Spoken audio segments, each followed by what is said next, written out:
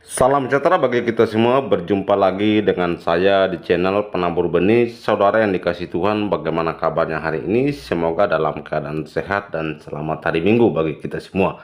Di kesempatan kali ini kita akan kembali mendengarkan kesaksian seorang muslimah di mana ia menceritakan pengalaman spiritualnya ketika ia mencari tahu tentang kebenaran dan juga jati dirinya, di mana ia menemukan bahwa hanya di dalam Yesus Kristuslah ada keselamatan dan kehidupan yang kekal.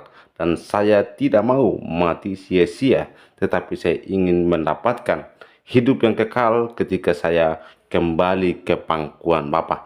Oleh karena itu, ia menyadari bahwa ternyata apa yang dia lakukan selama ini, perbuatan baik, amal kesalehannya tidak menjamin untuk melunaskan hutang dosanya, tetapi dengan percaya melalui Yesus Kristus yang telah mati dan hidup kembali, maka ia dan seisi rumahnya menyerahkan diri untuk percaya kepada Kristus dan dibaptis. Karena baptisan adalah lambang atau simbol di mana seseorang ditenggelamkan ke dalam air, itu artinya dikuburkan bersama kematian Kristus, dan ketika diangkat dari dalam air itu juga adalah sebagai tanda bahwa ia sudah menjadi hidup baru. Karena itu, saudara yang dikasih Tuhan, mari kita menyaksikan video kesaksian ini dari awal sampai akhir. Semoga menjadi berkat bagi kita semua dan Tuhan Yesus yang dipermuliakan. Berikut ini kesaksiannya. Saya terlahir dari keluarga yang muslim. Bapak saya Ahmadi Ibrahim, ibu saya Suratul. Saya dibesarkan, mungkin diazani sama bapak saya, dan saya diulang ngaji, bahkan guru ngaji saya masih hidup. Saya diajarkan mengaji, bahkan sholat pun saya tahu. Tapi bila saya diajarkan ngaji, saya ada 4 bersaudara. Abang, kakak perempuan, kakak laki-laki, saya yang terakhir. Tapi yang saya terakhir ini, yang paling dibilang bahasa yang paling degil. Degil itu yang paling bandel. Di situ saya lulus SMP, cerita kisahnya. Lulus SMP ini, semenjak kecil teman-teman saya juga ada yang Kristen. Bila Merry Christmas, Natal itu, saya selalu pergi ikut ke gereja. Karena orang Kristen itu kalau tanggal 25 selalu dikasih coklat, dikasih goodie bag, kalau dibilang bahasanya itu tuh sebuah bingkisan. Itulah membuat saya ikut kadang ke gereja walaupun saya dilarang. Setelah itu saya lulus SMP pada tahun 98.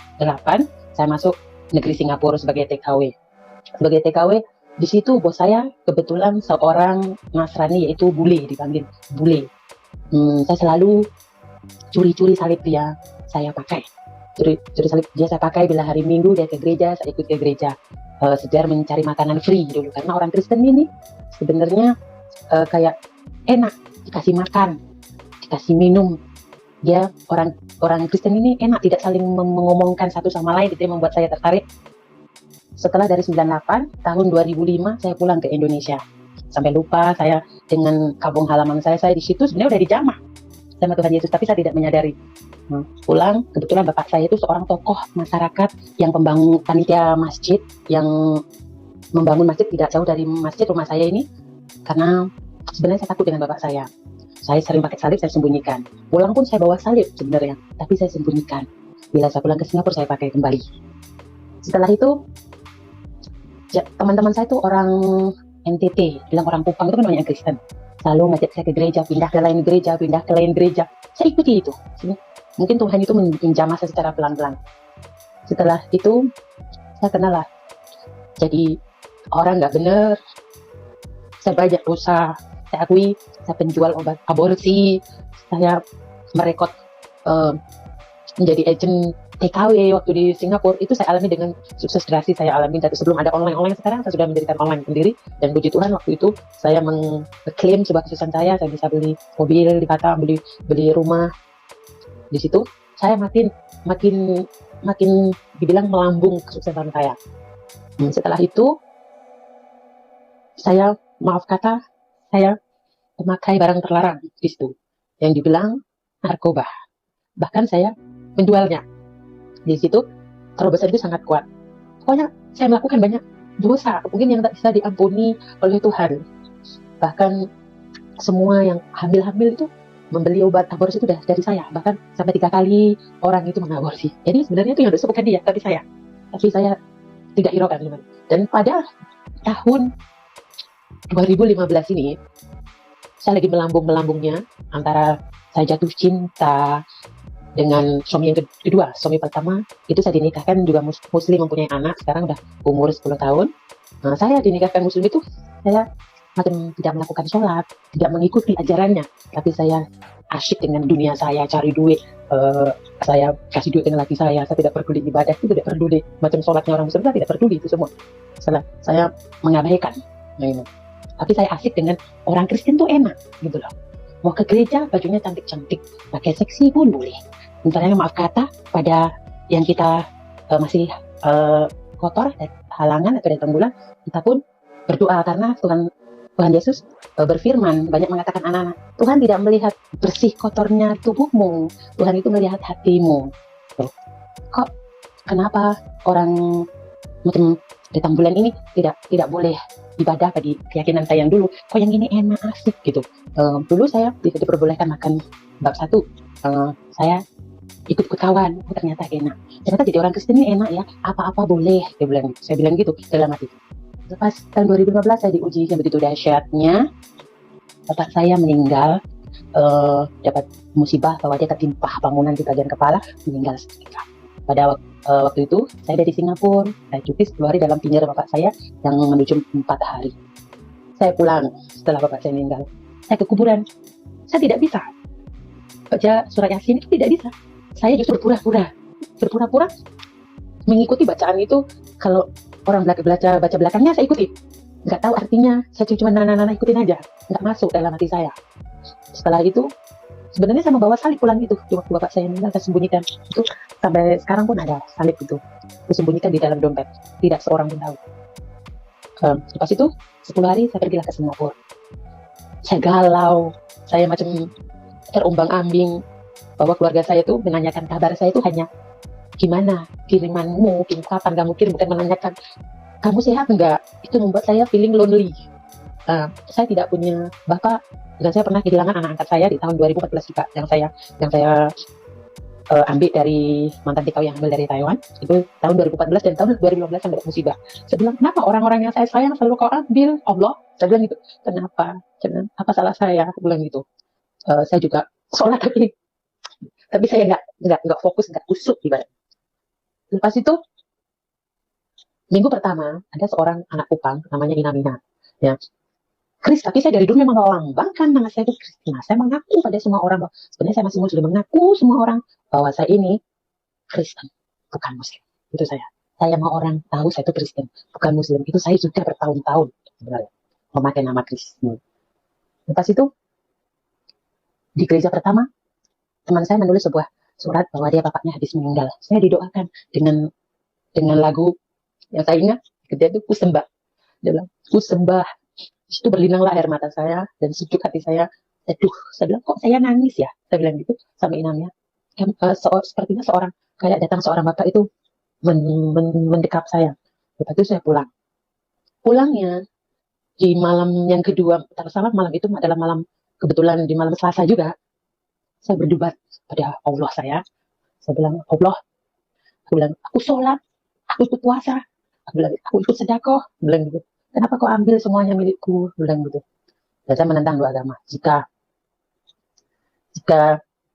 Tuhan Yesus yang disalib, saya bilang gitu, yang disalib aja tidak bisa menolong dirinya sendiri, katanya, saya dulu juga menginanya, yang disalib aja tidak bisa menyelamatkan dirinya sendiri, masa dia bisa bangkit, bisa menyelamatkan umatnya. Nah, saya dulu di situ, dan saya melawan juga Allah saya yang dulu. Allah, saya sholat, tapi saya tidak pernah melihat secara live kamu. Membuat apa saya sholat?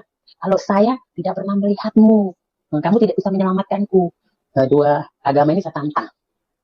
Jika aku melihat Allah hidup di dalam nyata depan mata saya, bukan mimpi, saya akan teruskan menjadi muslim yang baik. Saya akan sholat dan tidak akan tinggalkan. Tapi tunjukkan jika kau Tuhan Yesus yang dibilang bisa hidup, bisa menyelamatkan orang, yang kamu bisa turun dari salib kamu, bisa menyelamatkan umatmu secara nyata ada di depan saya, tunjukkan.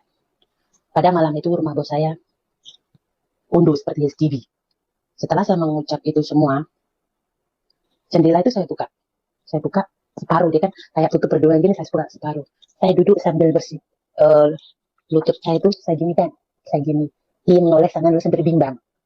Tiba-tiba di jam 2:30 malam itu, angin tuh kayak datang kayak sebuah dinginnya dingin dingin dingin seger banget kayak di alam, macam alam-alam yang banyak pepohonan datang, wus wus wus wus gitu kan.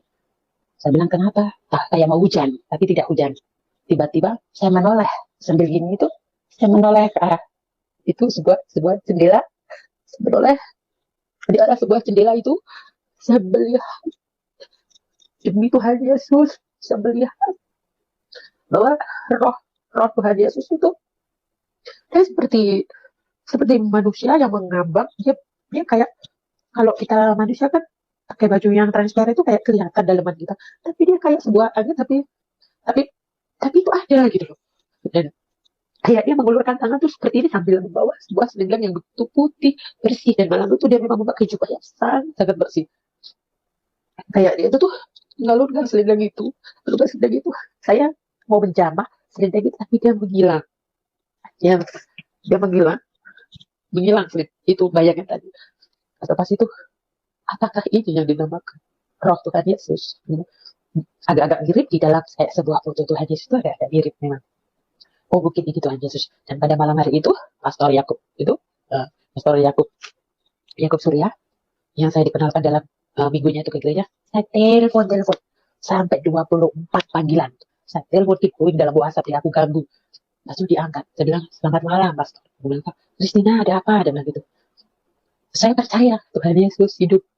Terus dia bilang, oh nanti aku cuci muka dulu, jangan dia aku di mimpi. Dia bilang gitu. Terus dia cuci, lepas itu, kamu oke kah, Chris? Dia bilang gitu. Aku bertemu roh Tuhan Yesus, Pastor, dan aku percaya, dan pada detik ini aku memutuskan aku ingin menjadi hamba Tuhan Yesus, dan alhamdulillah aku, dan waktu itu masa itu saya tidak bisa mengucap in the name of Jesus itu, saya tidak bisa. Jadi lewat dari telepon saya didoakan mengucap bahwa saya percaya. Malam itu lewat telepon, pada malam Selasa juga. Lepas itu didoakan sama pastor bahwa saya percaya. Dan minggunya saya ke gereja, mulai aktif ke gereja, ke gereja, ke gereja. Saya dulu kan seorang perempuan dibilang jahat, yang sering tipu orang juga kan, yang sering tipu orang, bawa duitnya orang kabur, sehingga jadi kekayaan bagi saya. Mulailah saya percaya Tuhan, mulai saya diproses, terus dari minggunya itu saya pergi ke gereja di hari Selasa, malam Selasa malamnya. Minggunya saya ke gereja didoakan oleh pastor, kalau salah Pastor Kelvin di situ, yang dari Singapura. Pastor itu mendoakan kayak seorang tangan yang begitu sejuk menenggelamkan saya di dalam sebuah air yang dingin. Jadi saya ditenggelamkan, saya pingsan. Saya pingsan tidak sadar. Saya bangun, saya malu, saya lari. Kata pastor, kenapa kamu lari? Kayak saya ditenggelamkan di dalam air. Lepas itu ada pengumuman pembaptisan. Pembaptisan, dan saya harusnya dulu memang muslim yang saya kenal, bahwa saya tidak ibu menipu. Inilah ini ibu bapak saya memang muslim tuh. Dan nama asli saya sebelum saya menjadi orang Kristen, inilah nama asli saya yang telah diberi nama oleh bapak saya, Ibrahim. Dan pada selepas 2 minggu itu saya ingin dibaptis. Saya ingin dibaptis dengan calon suami saya yang kedua, yang orang Buddha dari Malaysia itu. Dan ini pembaptisan saya. Ini waktu saya akan ditenggelamkan, di sini adalah Pastor Yakub.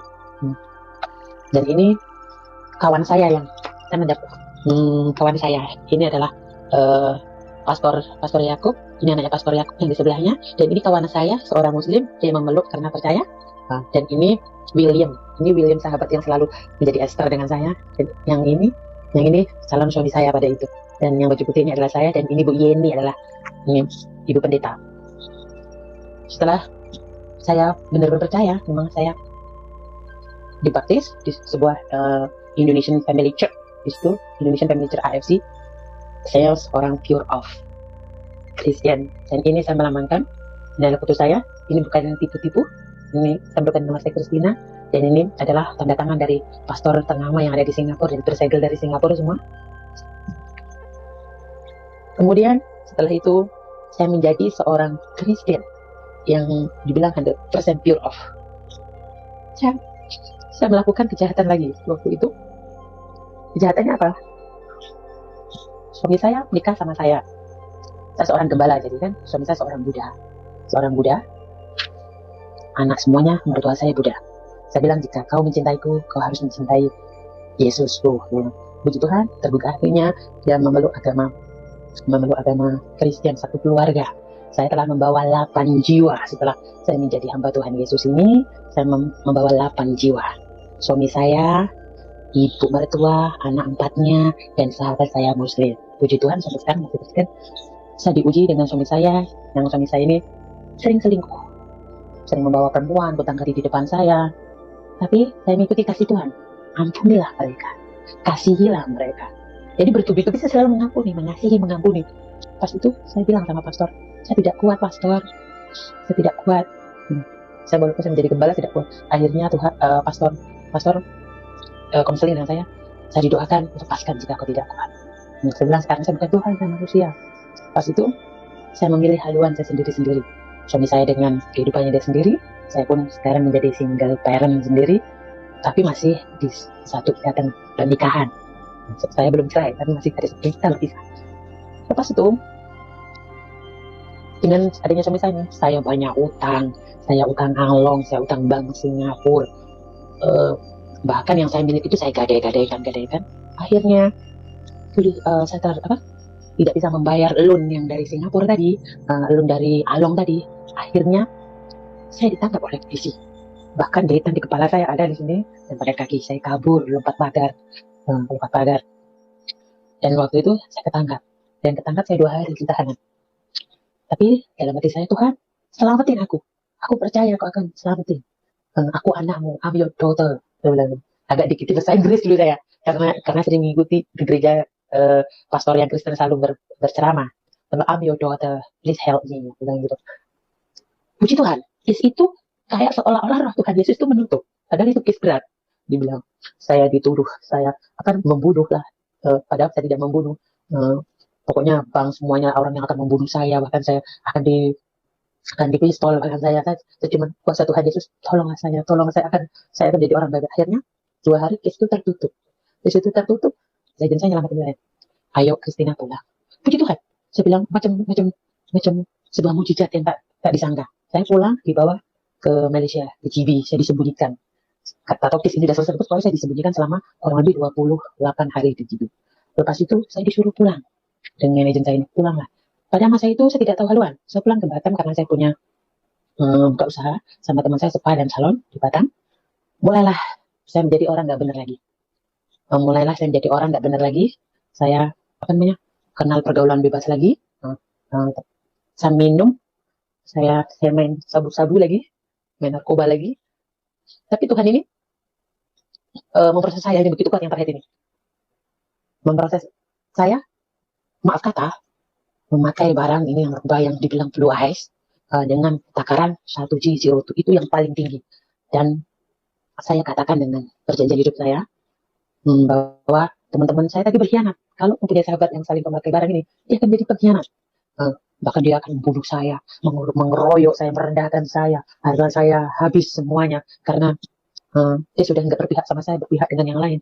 Akhirnya saya terjatuh menangis. Saya pakai di las itu malam 1G02. Saya bilang, Tuhan, jika aku masih kau pakai, selamatkan aku. Jika aku tidak kau pakai, matikan aku. Gue bilang, saya pakai itu dalam 2 hari saya mungkin dibilang proses itu, saya bilang macam koma atau apa.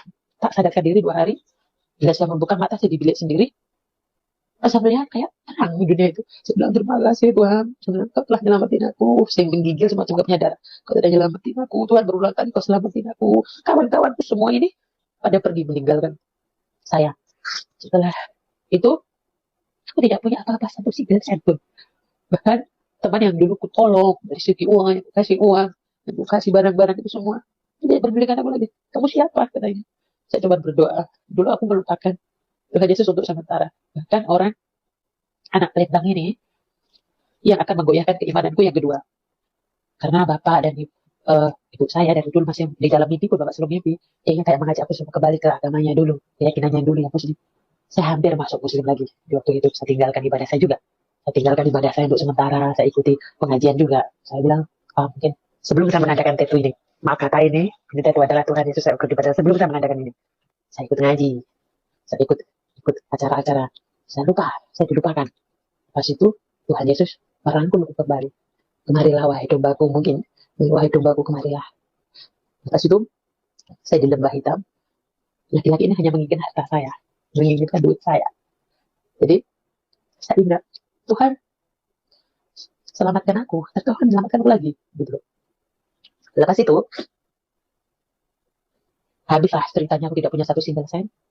Aku mengarungi samudera yang mungkin kalian tidak bisa bandingkan. Aku masuk begini, tidak punya sebuah satu sen pun tidak punya saya. Saya mengarungi dengan membawa sebuah Alkitab saya. Tuhan di situ kasihlah kesempatan saya Tuhan untuk menjadi orang baik. Bilang gitu. Berilah aku rezeki yang banyak bisa aku bisa bertobat bersedekah. Bilang gitu. Puji Tuhan, saya membawa sebuah Alkitab saya dan bukunya ada di sini. Saya hancur, saya tetap bawa. Saya percaya Tuhan menyelamatkan saya di dalam gelombang obat tadi. Ini sampailah saya ke GB. Saya kerja apa-apa, tak cocok, tak dibayar. Saya kerja, dia kata, kalau nggak 3 hari, nggak aku bayar, saya ikhlas. Saya tidak mau belajar ilmu sabar, saya mau belajar ilmu ikhlas.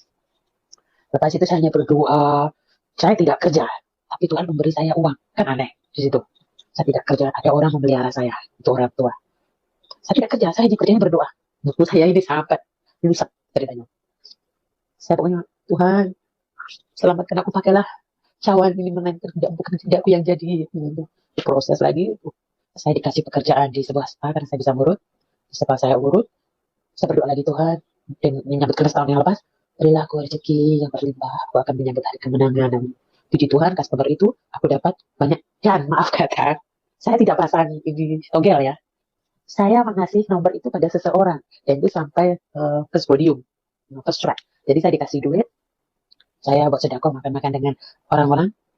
Pas itu, saya berdoa lagi, Tuhan, angkatlah derajatku dari pekerjaan yang ini, karena aku ingin membangun kerajaan surga bagi orang-orang yang seiman.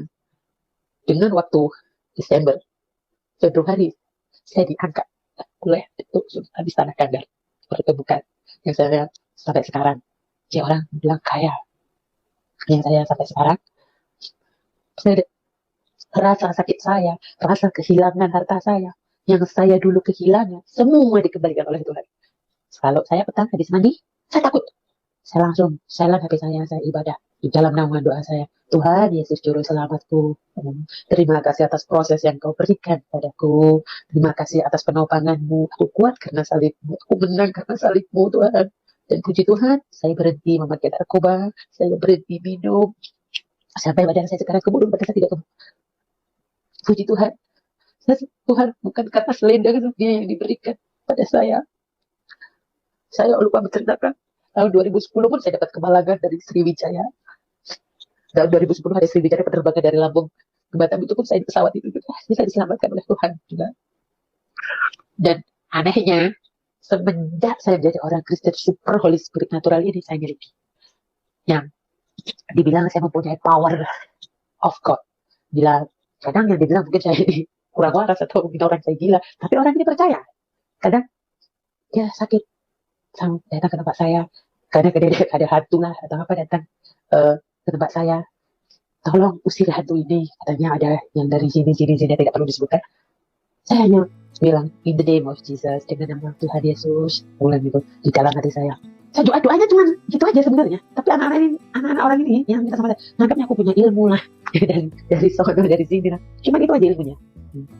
Mungkin dia sakit, dia bilang Tuhan akan sembuhkan penyakit, Tuhan akan angkat penyakitmu. Ya puji Tuhan sembuh. Kan yang dibilang panggil saya kan selalu mak, ilmu apa sih yang kamu miliki? Kayak gitu. Ilmu Tuhan Yesus, bilang gitu. Bahkan di dalam kayak dibilang percaya nggak percaya, dibilang nggak percaya, saya pernah bahkan kuntilanak, ini maka atau kuntilanak, kayak Lea yang dibilang kayak jenglot, kayak hantu-hantu yang serem itu saya sering lihat. Itu dulu tidak pernah. Tapi semenjak saya Kristen saya melihat dengan nyata seperti melihat Yesus. Tapi dia tidak mengacau. Tidak mengacau. Tapi puji Tuhan, saya hanya berkata, aku anak Tuhan Yesus. Bilang gitu.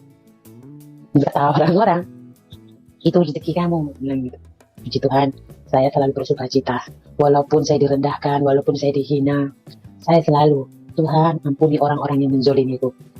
Kasihi mereka, maafkan mereka seperti engkau mengasihiku, memaafkanku. Pada malam hari ini bukan saya disetting atau saya dibayar oleh Pastor Yusuf, bukan. Saya percaya Tuhan Yesus dengan tidak disuruh sesiapapun, karena saya melihat Roh Kudusnya secara nyata, bukan mimpi. Bahkan saking sayangnya saya dengan Tuhan Yesus saya, dan saya dulu dihina oleh sesama murtad seperti saya, kamu ini Kristennya bohong karena ingin makan gratis di gereja. Saya tidak terima saudara-saudara. Saya gariskan bagian saya dengan salib. Bahkan Ustadz Abdul Somad pun saya lawan, yang membilangkan di dalam salib ada jin kafir. Saya lawan streaming live dia. Sampai ribuan yang menonton. Saya rela di penjara, saya rela mati untuk memikul salib Tuhan Yesus. Bahkan anak saya sendiri, saya bilang, anak saya muslim, Mak, saya tidak mau sholat sebelum Mama masuk muslim. Berarti kau tunggu aku mati, baru kau bisa sholat. Tapi puji Tuhan, dia mendapat hidayah, mengerti. Semua saking sayangnya Jesus. Saking sayangnya, saya gariskan. Saya tidak mau dibilang saya tidak mencintai Yesus. Sampai badan saya bawa mati. Dan angel saya ada di belakang. Dan kaki saya di bawah ada sebuah saya, Tuhan Yesus. Saya dulu muslim tidak punya tattoo. Saya menjadi Kristen, sebenarnya tattoo tidak boleh. Karena apa? Saya tidak mau dihina kalau Kristen saya itu kaleng-kaleng. Saya Kristen itu tidak dari orang, Kristen itu enggak. Di zaman dah lama. Saya memilih Tuhan Yesus atas berdasarkan melihat dengan mata kepala saya. Bukan mimpi ya, mungkin yang lain mimpi. Kalau saya melihat dan saya dikasih selendang itu. Dan di dalam sebuah nyata pun, di dalam mimpi pun saya tetap dikasih selendang. Makanya selendang itu untuk membalut mungkin bilur-bilur saya yang dulu saya berbuat jahat, saya ditelanjangi oleh Tuhan Yesus, diangkat menjadi mutiaranya dijagat oleh Tuhan Yesus. Begitulah kisah saya, dan saya cukup berterima kasih sama Pastor Yusuf. Bila ada salah dan kurangnya, saya minta maaf. Bagi orang yang di luar sana yang belum mengenal Tuhan Yesus, percayalah, Tuhan Yesus sungguh luar biasa baik. Sungguh luar biasa baik. Amin. Saya bisa hidup, Haleluya. saya yang akan menuju nanti berkat Tuhan Yesus di bulan 12 nanti, itu adalah zaman Tuhan Yesus ada di dalam diri saya. Sampai mati pun saya tetap memikul salib.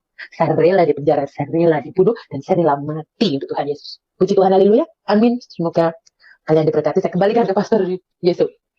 Terima kasih, Pastor Yesus. Ya, terima kasih Ibu Christina. Sesuatu yang begitu dahsyat di mana Tuhan Yesus terus mengulurkan kasih-Nya, menyatakan kebaikannya, sekalipun beberapa kali Ibu Christina sempat melenceng ya karena arus kehidupan, tetapi Tuhan Yesus tetap mengasihi, Tuhan Yesus tetap menyayang. Itulah yang selalu saya katakan, kalau Tuhan yang baik, Dia tidak pernah melihat sebesar apapun kenajisan kita.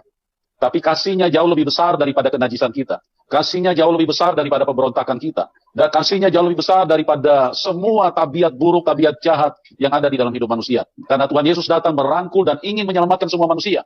Itu sebabnya buka hatimu, saudaraku. Ya, link telepon kami sudah taruh di bawah layar deskripsi. Ya, teman-teman, saya ulangi, link telepon kami sudah taruh di bawah layar deskripsi.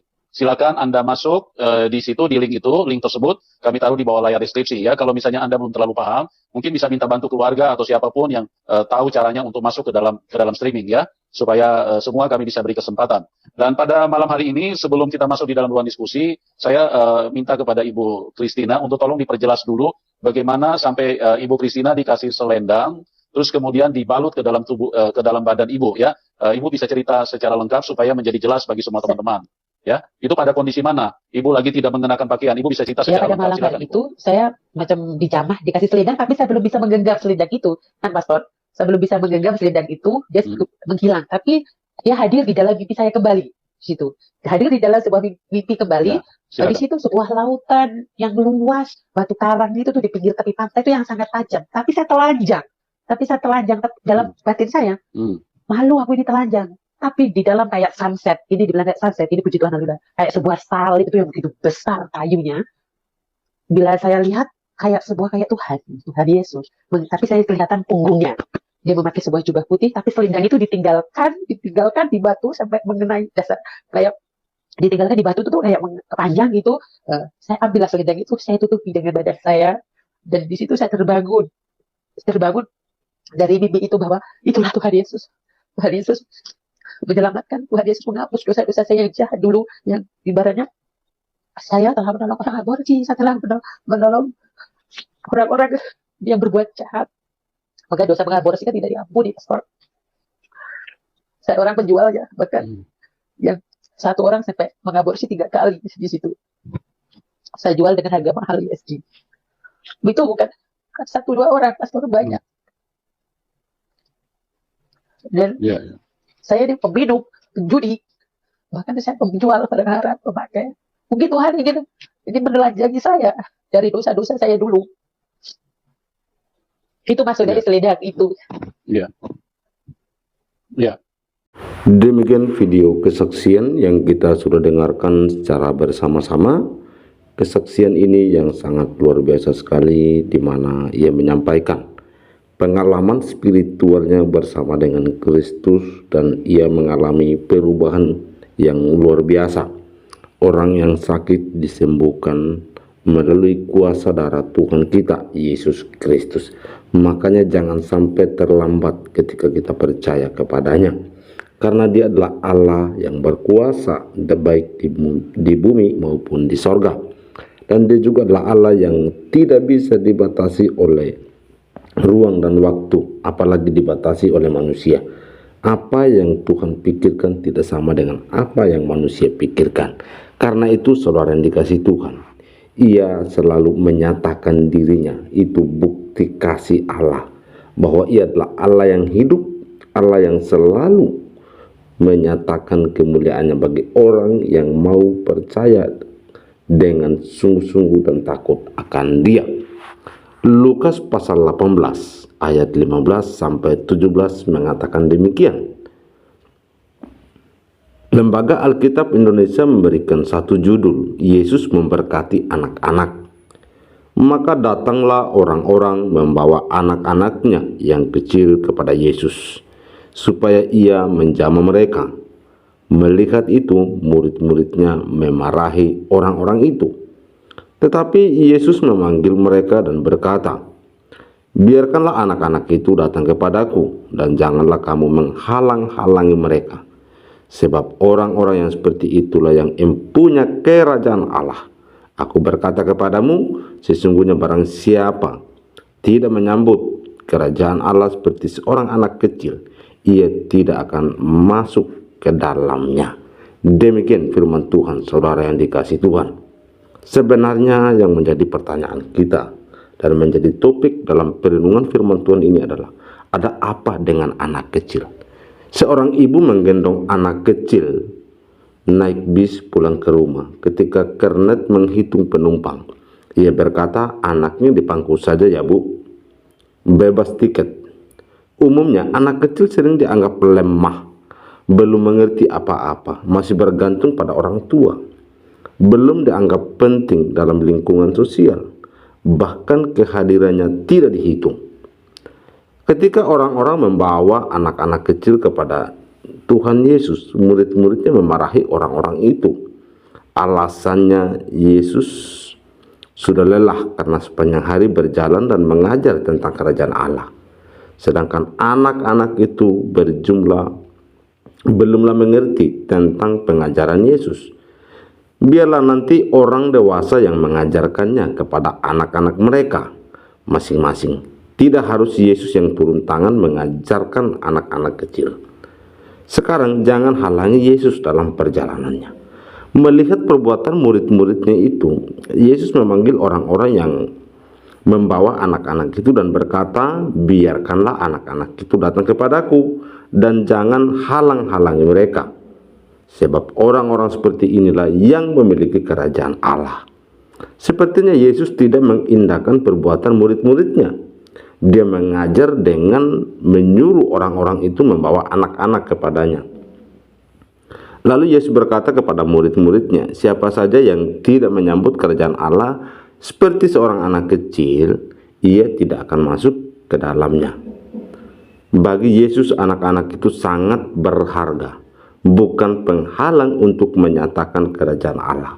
Mereka berhak mendapatkan berkat Yesus dan harap dihitung keberadaannya.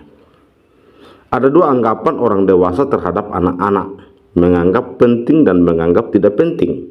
Namun, Yesus menunjukkan kepada kita pentingnya menyambut kerajaan Allah seperti anak-anak itu. Anak-anak memiliki karakter jujur, polos, mudah berteman, dan mudah mengampuni. Gambaran kerajaan Allah itu mau berteman dengan siapa saja, rela mengampuni dan mau hidup damai di sekitar.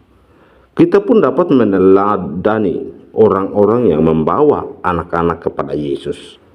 Karena itu, saudara yang dikasih Tuhan, jangan kita membiarkan diri kita dikuasai oleh pemikiran-pemikiran yang berasumsi.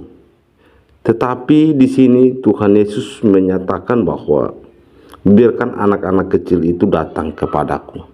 Dan itu lebih menekankan ayat 17 bahwa aku berkata kepadamu, sesungguhnya barang siapa menyambut kerajaan Allah seperti seorang anak kecil, ia tidak akan masuk ke dalamnya. Jadi apapun itu, anak kecil tetap berharga di mata Tuhan. Demikian dengan orang yang baru percaya kepada Kristus Yesus. Mereka seperti bayi yang masih membutuhkan susu yang murni. Mereka masih membutuhkan makanan rohani yang memang benar-benar makanan rohani tersebut adalah firman Tuhan, di mana mereka makan seperti bubur yang masih belum keras. Demikian dengan yang kita dengarkan apa yang disampaikan oleh Murtadin ini ketika ia mengambil keputusan percaya kepada Kristus, dan bahkan dalam komentar-komentar yang ia jawab, ia respon dalam TikTok, di mana ia menyampaikan kerajaan Allah, memberitakan Injil kepada mereka, bahwa kuasa Yesus itu seperti ini. Allah yang kita sembah di dalam Yesus adalah Allah yang berkuasa. Itulah yang menjadi tujuan dia menyampaikan kesaksian ini, melalui ada orang yang komentar yang mengarah kepada hal yang negatif, tetapi dia memberkati mereka. Maka dari itu ia yakin dan percaya bahwa Kristus adalah Allah yang mengampuni, Allah yang mengasihi. Maka ia juga menerapkan kasih itu kepada orang-orang yang memang meresponi kesaksian dia dengan cara yang negatif, dan bahkan mereka punya motivasi yang salah terhadap apa yang ia sampaikan. Karena itu saudara dikasih Tuhan, mari kita terus bersaksi kepada siapapun dan dimanapun, supaya Injil dapat diberitakan dan Tuhan Yesus dipermuliakan. Demikian firman Tuhan dan juga perenungan dan video kesaksian yang kita sudah dengarkan secara bersama-sama. Semoga ini boleh menjadi berkat dan Tuhan kita Yesus Kristus semakin dimuliakan dan diagungkan, karena dia adalah Allah yang layak disembah, dipuja. Dialah pencipta langit dan bumi serta segala isinya. Tuhan Yesus memberkati. Shalom.